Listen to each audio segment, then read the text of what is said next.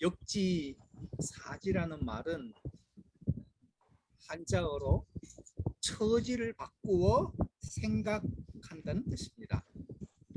입장을 바꾸어 생각한다는 거지요. 그러니까 12의 혈루증의 여인의 입장이 한번 되어보는 겁니다.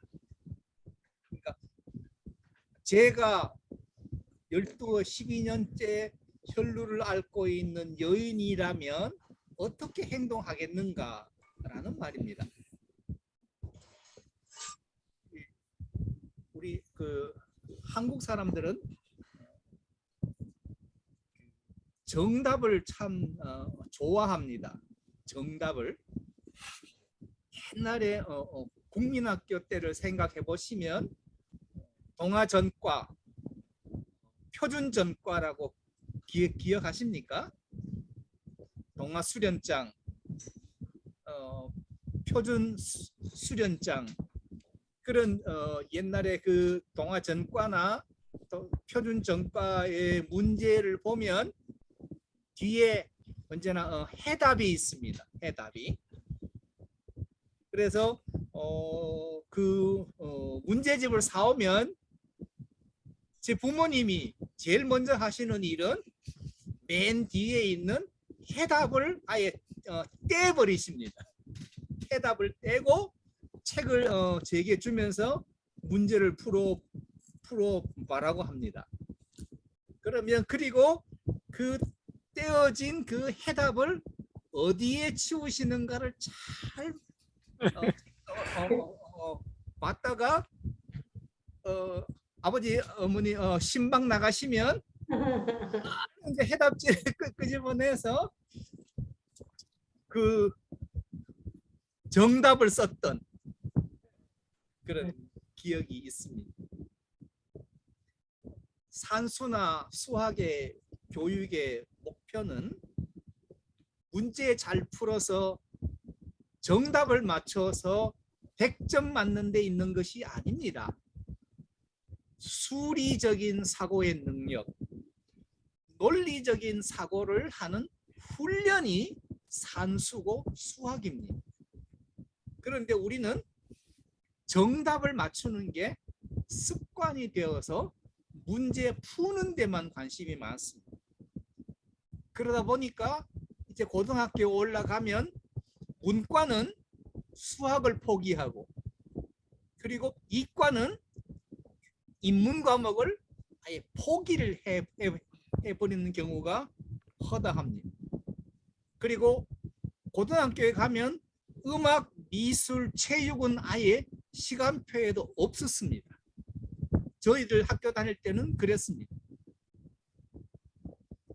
즉 정답을 많이 아는데 입장을 바꾸어 생각하는 능력이 부족하다 보니까 나 스스로 예수 믿는데 왜 안 되지? 주의를 잘 지켰는데 왜 안 되지? 라는 문제를 해결하지를 못합니다.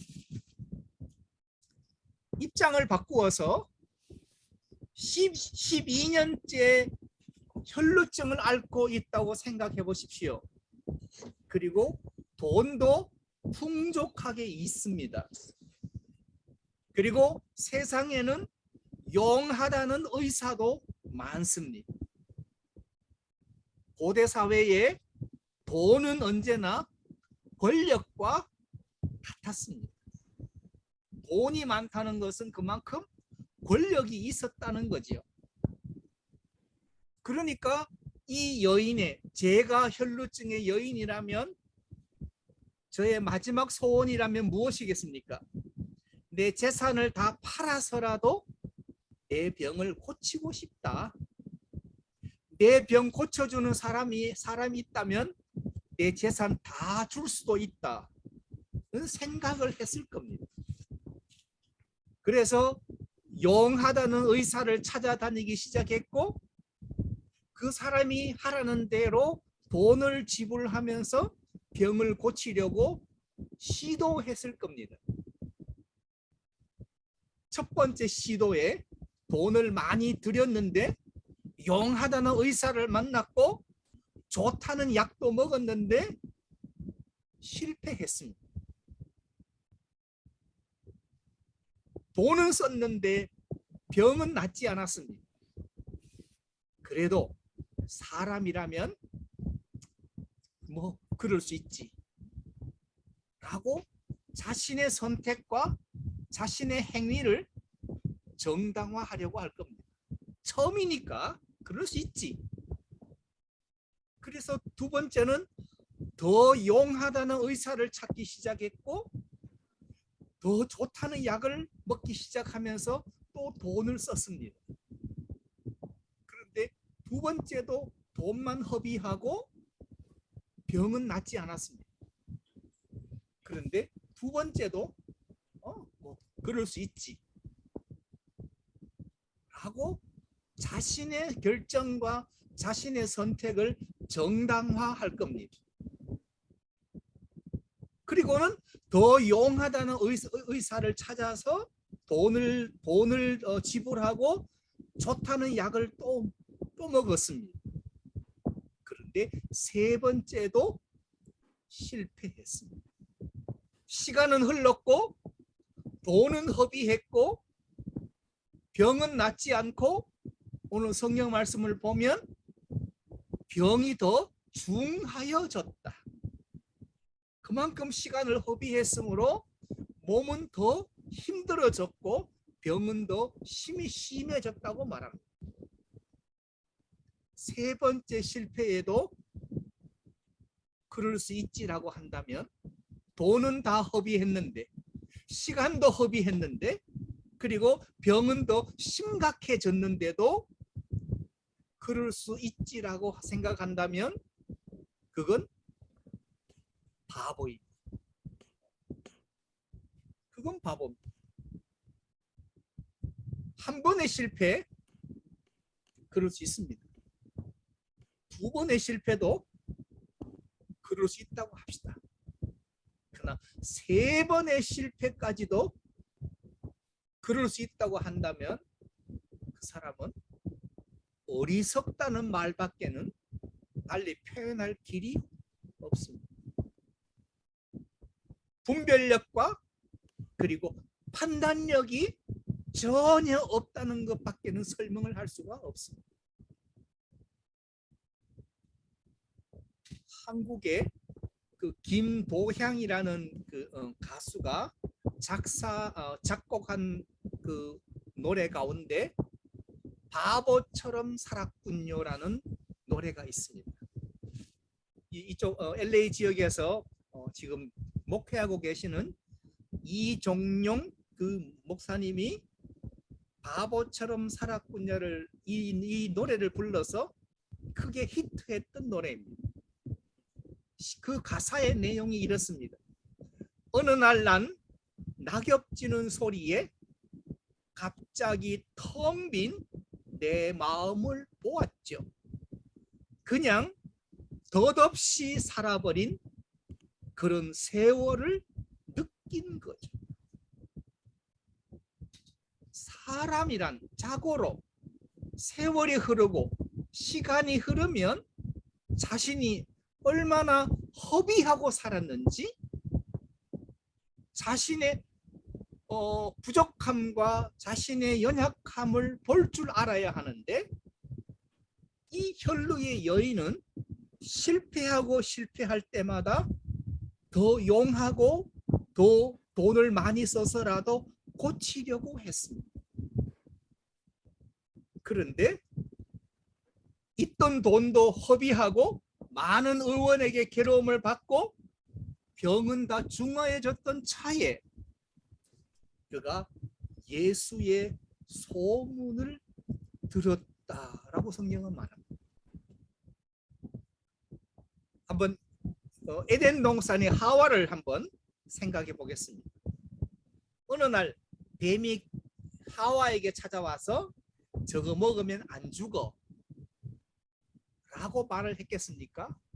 아니면은 평소에도 끊임없이 하와에게 찾아와서 달콤한 말로 저거 먹으면 안 죽어.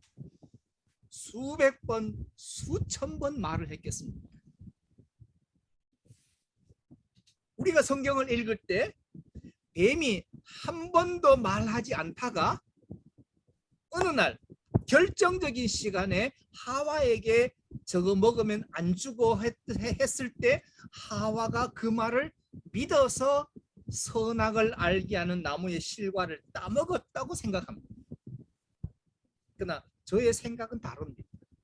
뱀이 평소에 하와에게 달콤한 언어로 수백 번, 수천 번 그 말을 했습니다.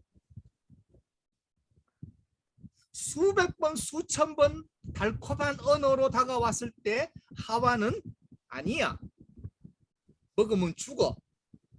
아니야, 하나님 말씀에 죽는다고 했어. 아니야, 그러면 안 돼. 그러면 그건 불순종이야. 수백 번, 수천 번 찾아와서 달콤한 언어로 유혹할 때마다 단호하게 물리치고 단호하게 쫓았습니다. 이 부분은 성경이 생략됐습니다. 그런데 시간이 지나면서 하와가 뱀이라는 뱀이 그 의인화했다고 했을 때 뱀이 사는 것을 보니 나 자신보다 더 행복하게 보이기 시작했습니다.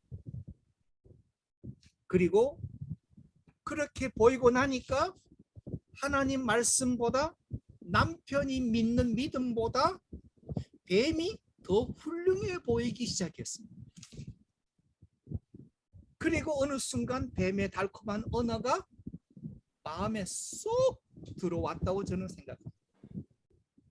이제까지 수백 번, 수천 번 거절하고 내어 쫓았던 하와가 그의 마음이 묻어짐과 동시에 뱀의 그 달콤한 언어가 들어와서 본인이 따먹고 남편에게도 여보 이거 한번 잡숴봐요. 안 죽어요. 봐, 내 안 죽었잖아. 라고 내어 밀 수 있었지 않았을까?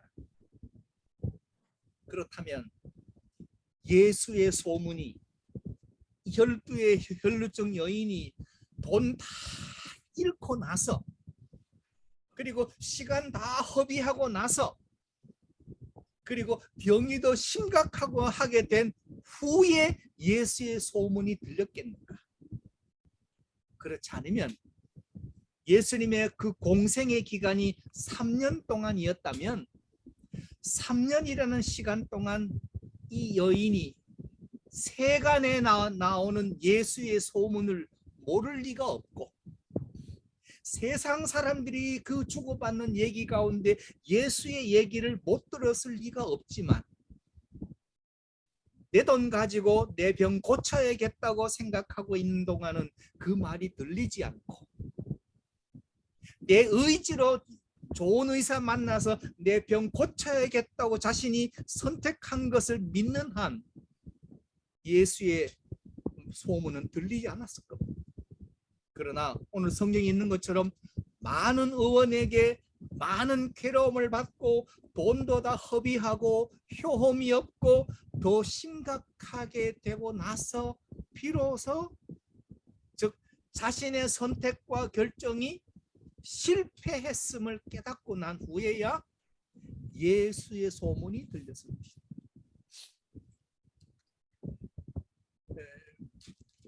한국에 있는 그 선교단체 가운데 순회 선교단이라는 선교단체가 있습니다.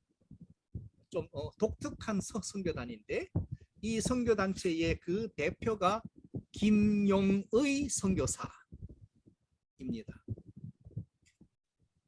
대머리 선교사인데 이 김용의 선교사가 하는 일은 간단합니다. 이 선교사님은 그냥 처음부터 지금까지 여기 저기 선교사님도 계시는데 이해하고 좀 들어주십시오. 선교사의 테러를 차단하라.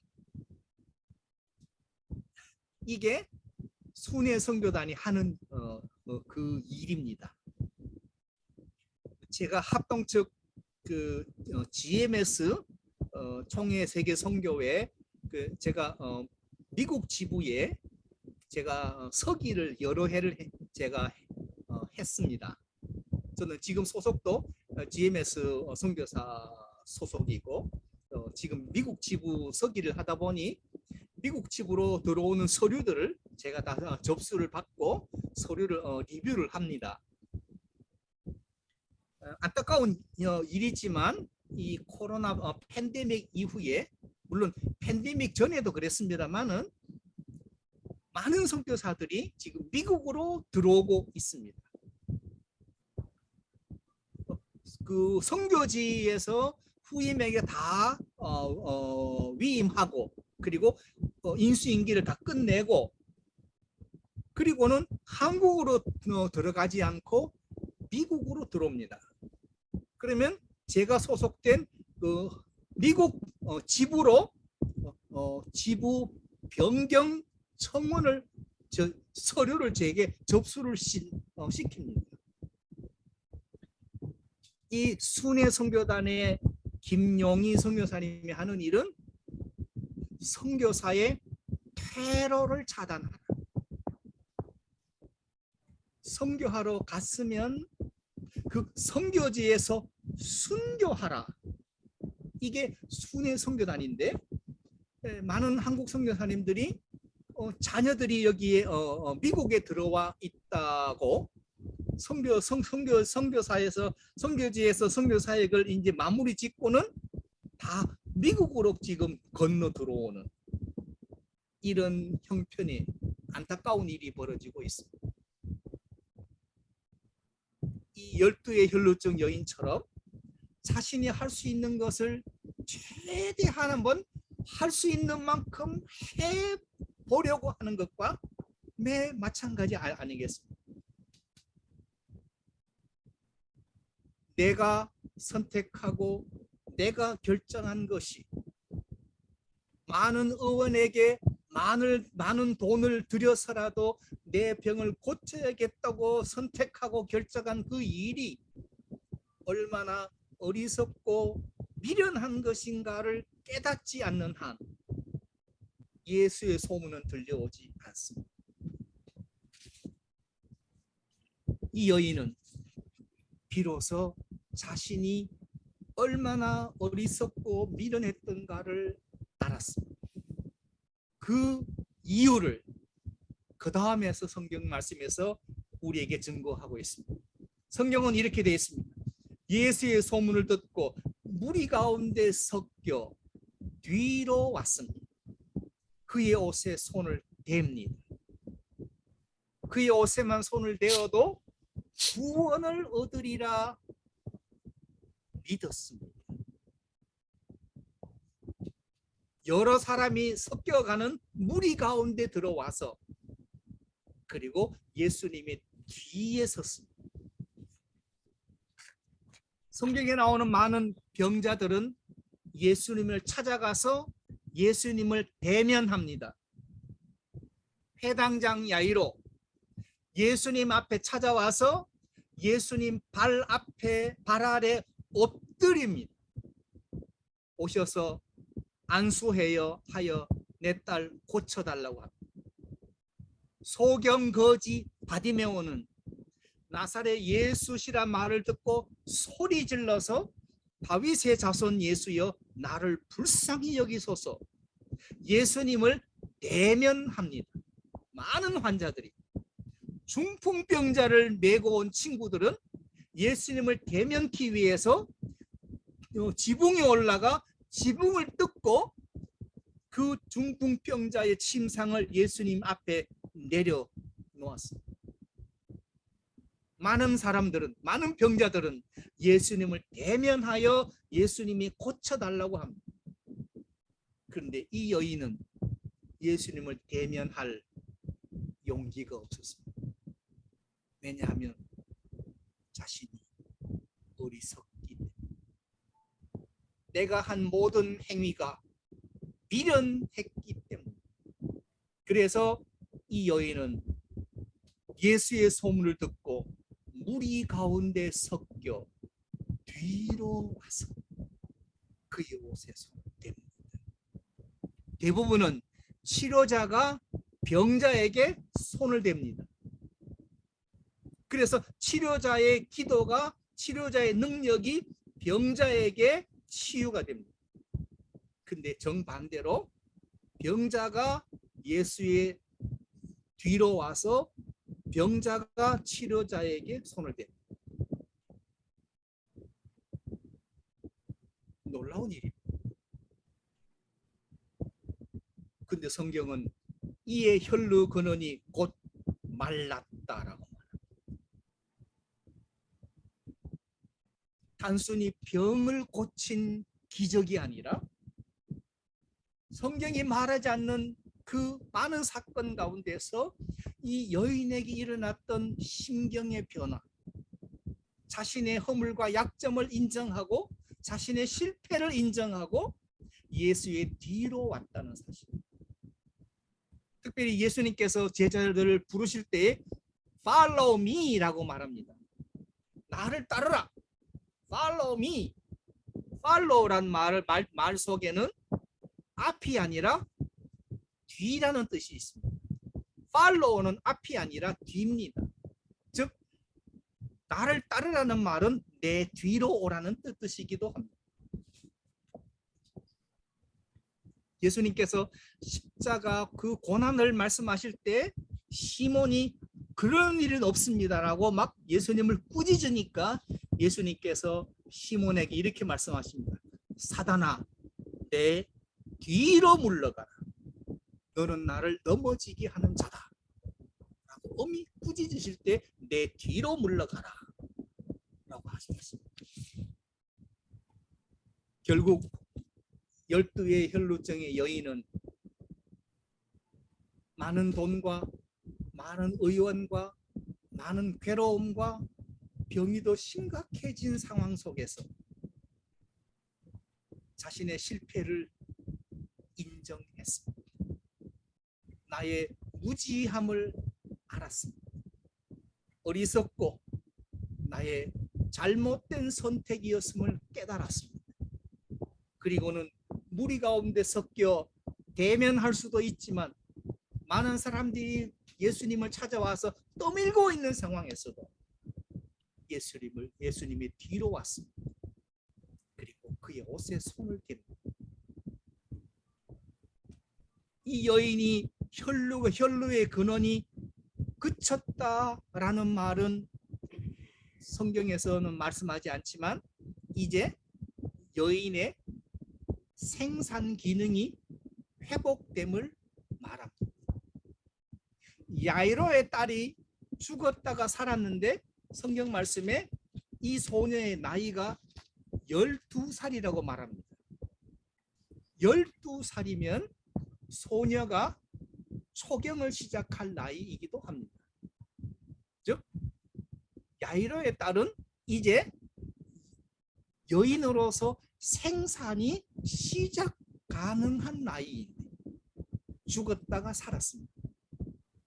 12의 혈루증 여인은 그동안 생산이 불가능했는데 혈루가 그침으로 생산이 가능한 여인으로 시작됐습니다.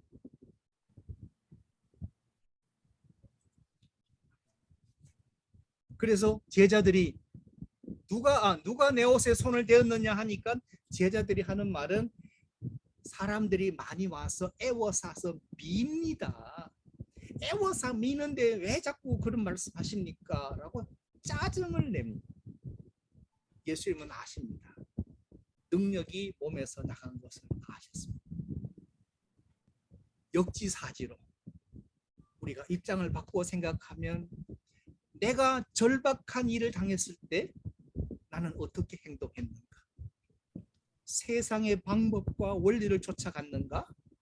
아니면 내 실패와 나의 무지함과 나의 연약함을 깨닫고 하나님 앞에 엎드려 통해 자복하셨는가? 오늘 우리가 아까 흘렸던 찬양에서 그 귀한 세월 보내고 이제 옵니다. 나 뉘우치는 눈물로 주여 옵니다. 나 이제 왔으니 내 집을 찾아 주여 나를 받으사 맞아 주소서. 하는 찬양, 제가 무척 좋아하는 찬양이기도 합니다. 하는 그 귀한 세월 보내고 허비하고 이제야 돌아왔다는 거예요. 그렇다면 우리가 지금 이 시간도 그동안 내가 살아온 인생 가운데서 내가 얼마나 어리석고 미련했는가를, 얼마나 시간을 허비하며 살았는가를 자기 본인 스스로 깨닫고 주님 앞에 이 귀한 세월 보내고 주여 이제 옵니다라고 주님 앞에 나아갈 수 있다면 이 역지사지를 통해서 다시 한번 주님 앞에 헌신을 결단할 수 있는 귀한 시간이 되리라 믿습니다. 기도하겠습니다. 하나님 아버지, 12의